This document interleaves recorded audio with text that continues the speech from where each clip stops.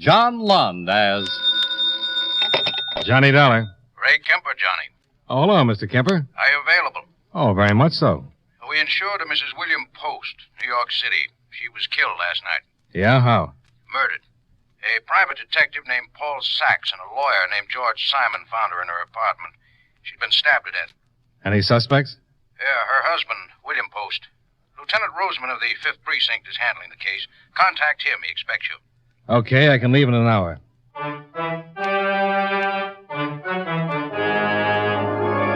John Lund in another adventure of the man with the action-packed expense account, America's fabulous freelance insurance investigator. Yours truly, Johnny Dollar.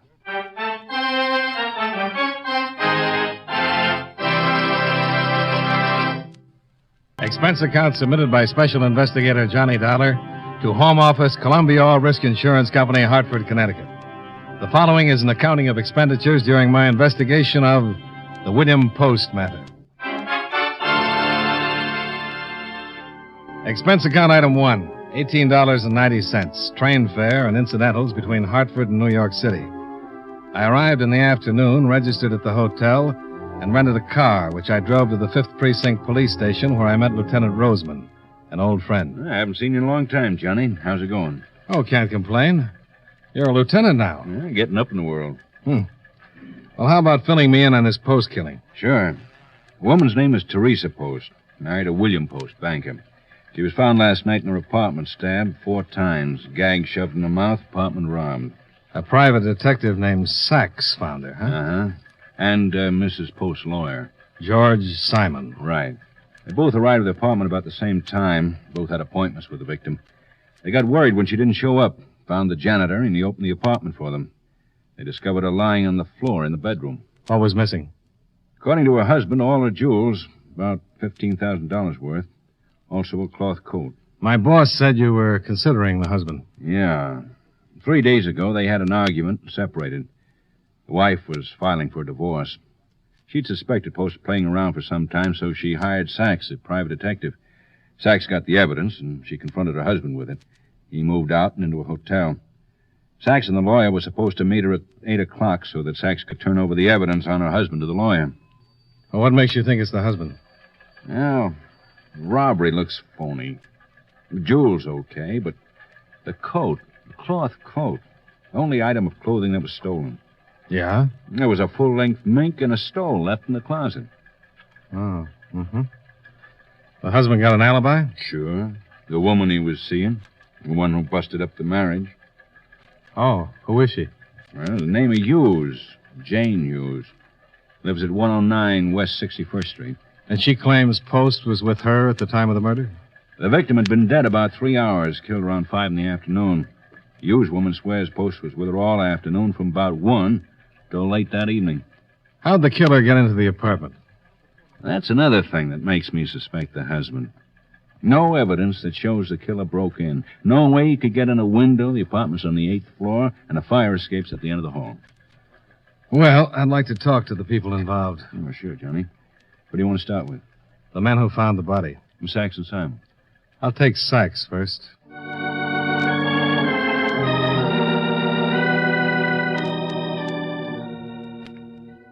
Roseman gave me the address of the private detective, and I drove over to 52nd Street where I located my man. Paul Sachs was small, with a sour look and a wet handshake. What can I do for you, boy?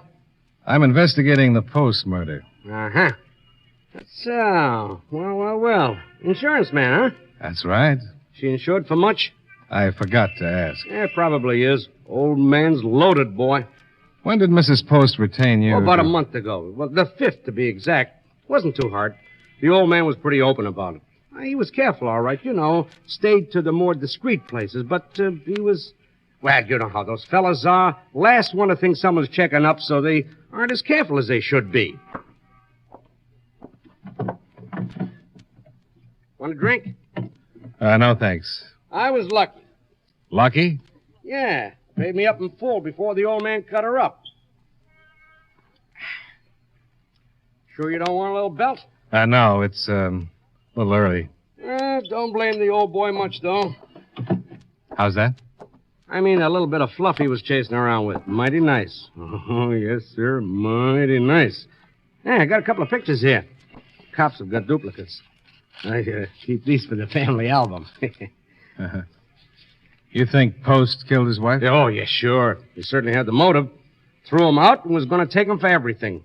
I've been in on things like this, boy. You know, a man like me gets mixed up in all kinds of things. Murders like this, cut and dried. I tell you what, he made his mistake by taking that coat and leaving the mink. Stupid mistake. Real stupid, boy. The police say she was killed around 5 in the afternoon. Yeah, that's right. Oh, she was cut up something awful. Where were you at 5, Mr. Sachs? Me? Oh, nothing personal. You're barking up the wrong private detective, boy. I didn't have no motive. I was right here in my office. Didn't finish work till around 6. I've got other cases, you know. Can you prove you were in your office? Can I prove?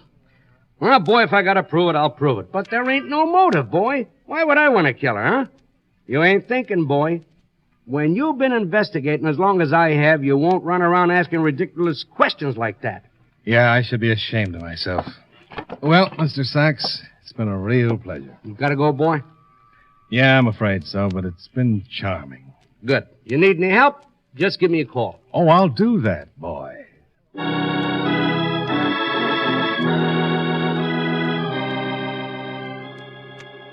My next stop was the office of Mr. George Simon, attorney at law. The surroundings were a little different from Sachs's private pig pen. A big suite of offices with a big suite of secretaries. George Simon greeted me with a professional smile and offered me an overstuffed chair. Yes, I arrived at Mrs. Post's around 5 minutes to 8. My appointment was at 8 sharp. When did Sachs arrive? He was already there, waiting in the hall. He said he'd just come up in the elevator, but that Mrs. Post had not answered his ring. Lovely fellow. You met him? Yes, a few minutes ago. Well, we waited in the hall, thinking that Mrs. Post was late and due to arrive at any minute. 10 or 15 minutes later, I got worried. I knew how important the meeting was, and I couldn't understand why she'd forget it. I had talked to her that afternoon. What time? That I talked to her? Oh, I'd say around 3. She seemed all right? Well, she wasn't particularly happy about the situation. They'd been married for 7 years. But other than that, nothing else seemed to be bothering her? If it was, she didn't mention it. All right, you waited for about 5 or 10 minutes. Yes. Then I located the janitor and had him unlock the door. We found Mrs. Post in the bedroom. I called the police immediately. Did Mr. Post know that you were meeting with his wife? I have no way of knowing that. Do you think he killed her? No, I don't think he's the type to kill anyone. Mrs. Post was certainly going to get a sizable settlement. She was going to ask for one. And Mr. Post knew that she was. I believe she told him. She mentioned to me that she had. How large a settlement? We hadn't arrived at any figure. I was supposed to meet her and this private detective. I was supposed to look over the evidence, and then we were to discuss future plans. Where were you at 5 o'clock, Mr. Simon? Here in my office. I was here all day except for lunch. All right, sir. Thank you very much for your trouble. Glad to help. But I don't think Mr. Post killed his wife. Well, I can't disagree with you. You don't think he did? I can't agree with you either. You see, I just don't know yet. See you later, Mr. Simon.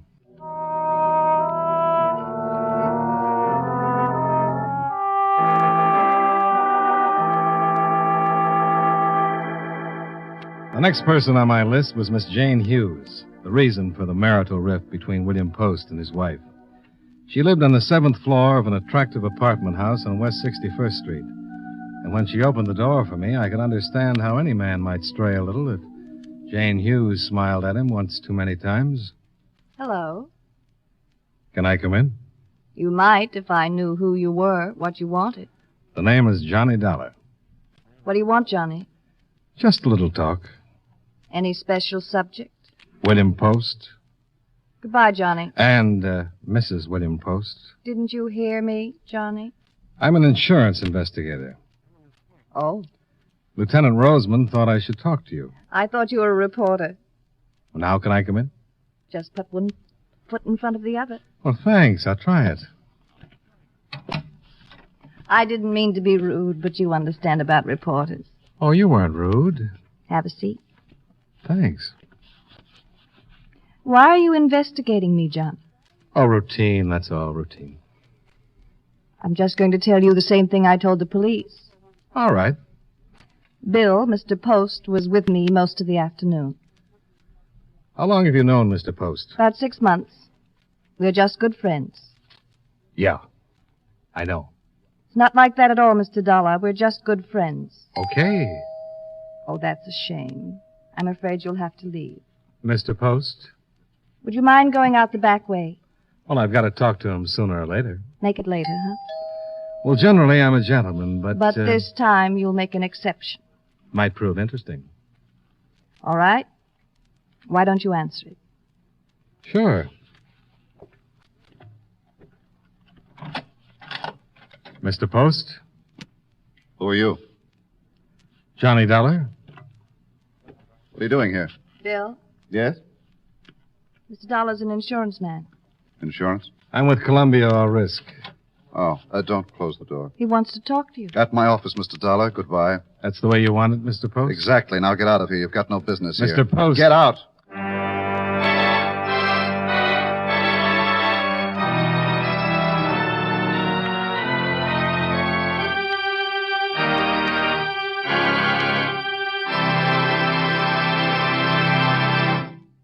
And now, with our star, John Lund, we bring you the second act of Yours Truly, Johnny Dollar.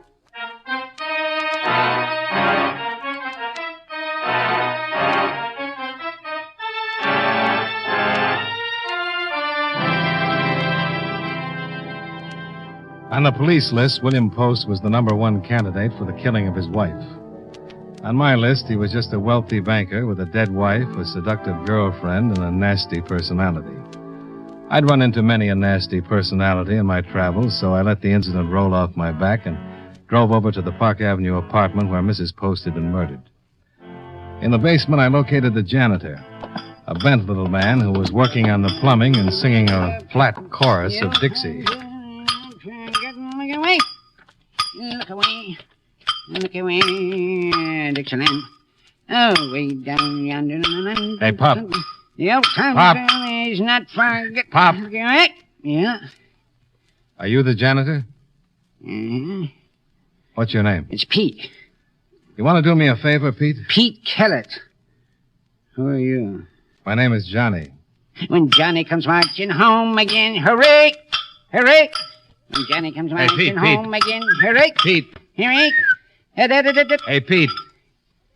Pete, I want you to do something for me. I don't know you. I'm an insurance investigator. Yes? You got a pass key to number 8? Well, have you? Number 8? Where the woman was murdered. Oh, I'm busy. When Johnny comes marching home again. Pete, oh, Pete, Pete. Begin. Hey, Pete. Pete, I want you to let me into number 8. What for? Because I'm investigating Mrs. Post's murder. Can't. It's all right. I'm working with the police. Who'd you say you was? My name is Dollar. You said it was Johnny. That goes in front. It's Johnny Dollar. Oh, Johnny, oh, that's a funny name. When Johnny comes marching home again, there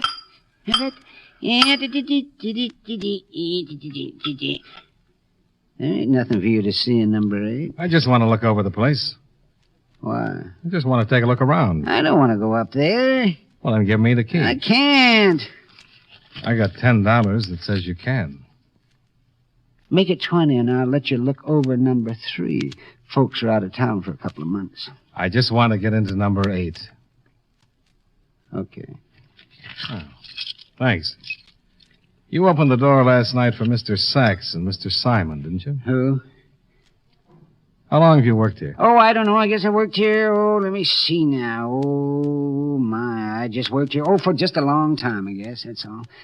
You knew Mrs. Post? Yes, anyway.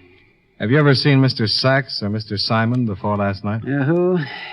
The men you let into Mrs. Post's apartment. I saw him last night. I never saw him before. Not even once I never saw... Oh, I didn't like that one of them. Oh, that one with that squinted face. He squinted it all up, and he had those dirty teeth. Sachs. Who? The one that squinted his face all up. Oh, I didn't like him. Well, thanks, Pete. I didn't like Mrs. Post, either. Why not? I just didn't like her. Sweet, oh, sweet chariot, coming to carry me home.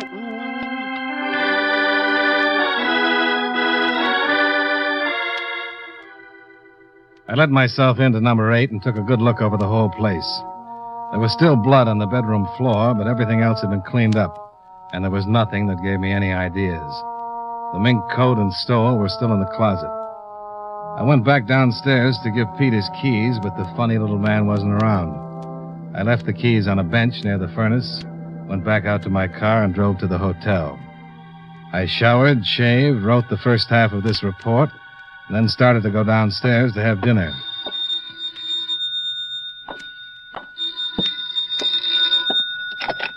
Johnny Dollar. Roseman, Johnny. You got something interesting on the post case. Oh, good. Somebody pawned that cloth coat late this afternoon. You know who it was? No, I'm just on my way down to the pawn shop to get a description from the pawnbroker. You want to meet me? Where is it? 945 East 185th Street. I'll see you there.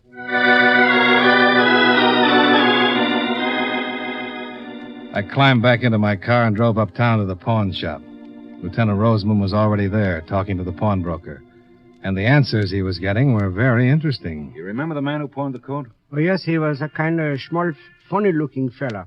He didn't said much, just handed me the coat and took what I gave him. You know, I remember the circular, what you sent. Seems strange, a man like that having such a nice coat. I thought right away that was stolen. The man was small? Yeah, kind of stooped over. Anything else? No. Oh, yeah. He had a habit of singing to himself all the time, under his breath. The first good lead. Roseman and I drove back to Mrs. Post's apartment and went down in the basement, where we found Pete Kellett asleep on an old cot. Hey, Pete. Pete. Come on, wake up.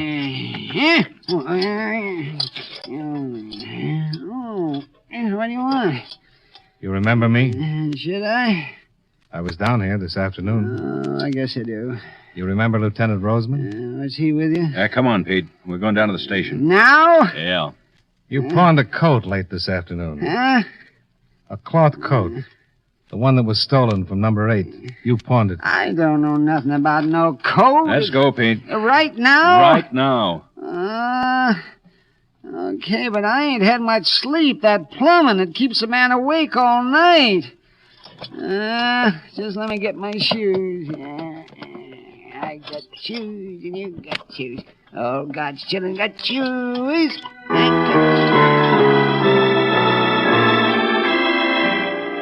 We took Pete Kellett down to the precinct and questioned him for half an hour. But he refused to admit that he'd ever pawned the coat or that he knew anything about it. The pawnbroker was sent for, and we all went down to the lineup for an identification. Pete Kellett was in the first line. Third man. Number 3, murder. Number 3, step out. Number 3, you. Huh? You're number 3, aren't you? Well, if you'd like me to be. Then step out. Oh, sure. Is this okay? Just answer the questions. You mind if I sit down? Just stand right there and face the front, hands at your sides. Oh, I'm awful tired. Plumbing keeps me awake all night. What's your name? Huh? I said, what's your name? Lieutenant. Oh, it's Pete. That's Where you the from? man. Pete He is Kellett? the Where one you that from? pawned the coat. Oh, what do you mean? You sure? I mean, Oh, where's your place of positively. residence? Oh. Sergeant Hanley, Yes, Lieutenant. number 3, hold for interrogation. Okay, you step back in line. Me? Yeah, you. Oh, I thought you wanted to hear where I was Step from. back. My goodness.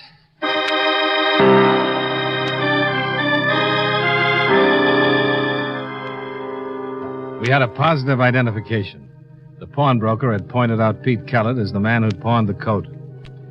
We took the little janitor down to the interrogation room and worked on him for 5 long hours. But he didn't crack. Pete. Why don't you save us all a lot of trouble and admit it? What? That you killed Mrs. Post. Oh, why should I admit that? You want me to tell the truth, don't you? Oh. Pete, Yes. you did pawn the coat, didn't you? Yes. Okay. Where did you get it? From Mrs. Post. And you stabbed her. No. Then how did you get it? Well, she give it to me. You expect us to believe Why, that? sure. Why didn't you tell us this in the first place? Well, I thought if you knew, you'd think just what you're thinking. She gave you the coat. Yes. When? Well, a couple of days ago. You told me you didn't like her. I didn't. She gave you a nice coat like that, but you didn't like her? No. Then why did you take it? Why not? Now, look, you... Lieutenant. Yeah? Come here a minute, will you? Can I go? You move a muscle and I'll bust you. Oh. I tell you, Johnny. Yeah, I know. But after all, He's nuts.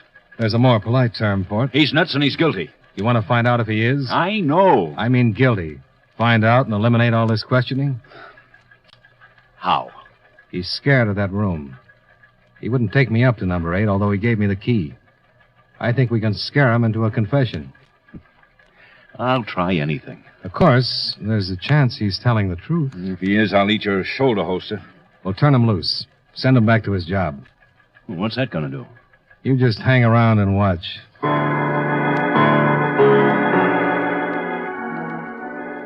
Roseman agreed to continue questioning Kellett for another half hour while I got things ready, then release him and take him back to the Park Avenue apartment. I left the precinct and drove to Jane Hughes' residence on West 61st Street. Oh, you'd better leave. Look, this is very important. Who is it? It's me, and I'm coming in. Now, Dollar, you listen to me. No, you listen. I don't like you, Mr. Post, but I've got a chance to clear up this mess and get back to Hartford, so I'll be far enough away to keep from belting you in the teeth. Now, we think we know who killed your wife. Well, who is it? The janitor of the building. Holt Kellett? That's right, but we've got to prove it. I'll need your permission and Miss Hughes' help. I can't let Miss Hughes get involved in anything that might in any way... Okay. I'll see you later. Wait a minute, Johnny. What do you want me to do? Jane. It's all right. It's important to me. This hasn't been the most pleasant situation, Johnny, but regardless of what anyone thinks, I'm going to marry Bill. We're in love. I'll send you a box of rice if this works. What do you want me to do? I want you to be Mrs. Post. The dead Mrs. Post. What? Let him finish. I want you to go up in that apartment, dress like Mrs. Post, and call Kellett, the janitor. Tell him there's something wrong with the plumbing. Play it straight, as though nothing had ever happened. Are you out of your mind? You think... The police will be there. No. Let's go, Johnny.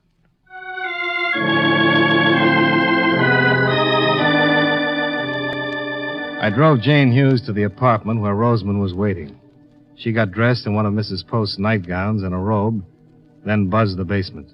Well, what about my voice? Just keep it low. Hello. Hello? Pete, Who is this? Mrs. Post. What? There's something the matter with the plumbing. Will you come up and fix it? Pete, did you hear me? Yes. Will you come right up? Yes.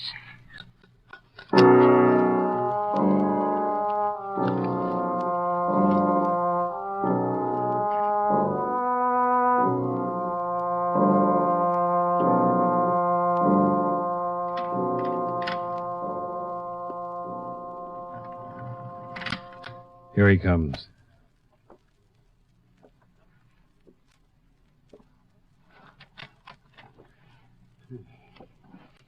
Come in, Pete. What's the matter? You're dead. No, I'm not. Come in. Didn't I kill you? No, I'm all right. No. Something's wrong. No, you're dead. Stop being silly. Come in here. Well, if he ain't dead, if I didn't kill you the first time, I better do it now. Don't move, Pete. Snap on the lights, Miss Hughes. Put down that knife, Pete. Is it all right? Yeah.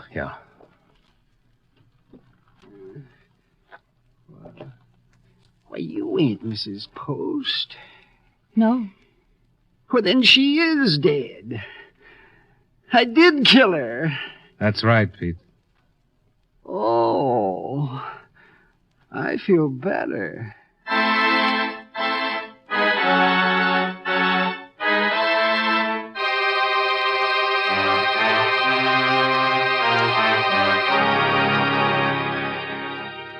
Pete had the jewels hidden in a bucket of paint in the basement.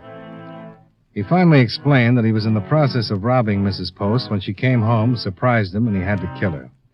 He didn't take the minx because he thought the cloth coat was prettier. I drove Jane Hughes back to her apartment, where a grateful William Post was waiting with open arms. And that was that.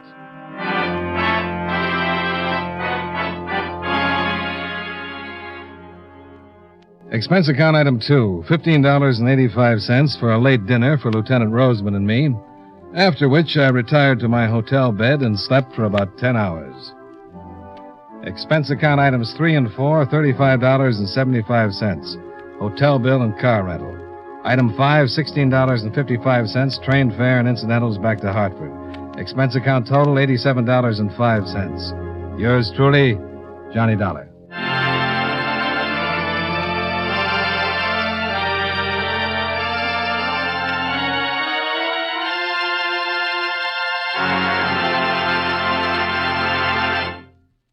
Yours truly, Johnny Dollar, stars John Lund in the title role and was written by Blake Edwards with music by Eddie Dunstetter. Featured in tonight's cast were Jack Moyles, William Johnstone, Benny Rubin, Charles Davis, Mary Jane Croft, Hy Everback, and Howard McNear. Yours truly, Johnny Dollar, is produced and directed by Jaime Del Valle. This is Charles Lyon, inviting you to join us again next week at the same time when from Hollywood, John Lund returns as... Yours truly, Johnny Dollar.